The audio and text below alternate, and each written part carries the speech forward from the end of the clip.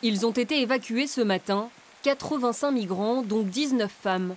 Une procédure enclenchée ce week-end par la préfecture qui parle de mise en sécurité et invoque 3 raisons. La première, c'est que les migrants vivaient dans des conditions absolument déplorables au niveau sanitaire. Il n'était humainement pas possible de les laisser ainsi. La deuxième raison, c'est qu'à vol d'oiseau, nous ne sommes pas loin de l'aire autoroutière qui faisait l'objet chaque jour depuis maintenant très longtemps de tentatives de monter dans les camions. La troisième raison, qui n'est pas la moindre, c'est que sur ce site, nous nous trouvons sur un site inondable.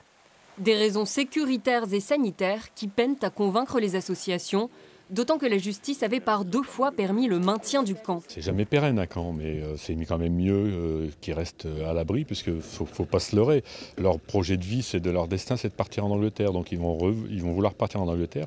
Ils reviendront, ils referont des abris de fortune, et ils seront sous la pluie, l'hiver qui arrive, mais ils seront là de toute manière. Au centre d'accueil de Belleval, à une trentaine de kilomètres de là, c'est le branle-bas de combat. Sur les 85 migrants évacués, 60 ont été conduits ici ce matin. Surtout des hommes jeunes, venus du Soudan et d'Érythrée. Alors sur place, on s'adapte. On réorganise les chambres, les bâtiments, la forme d'accueil et on va vite voir un peu quels sont ceux qui souhaitent faire leur demande d'asile, rester ou repartir. Ouvert en mai dernier, ce centre a aujourd'hui dépassé sa capacité d'accueil.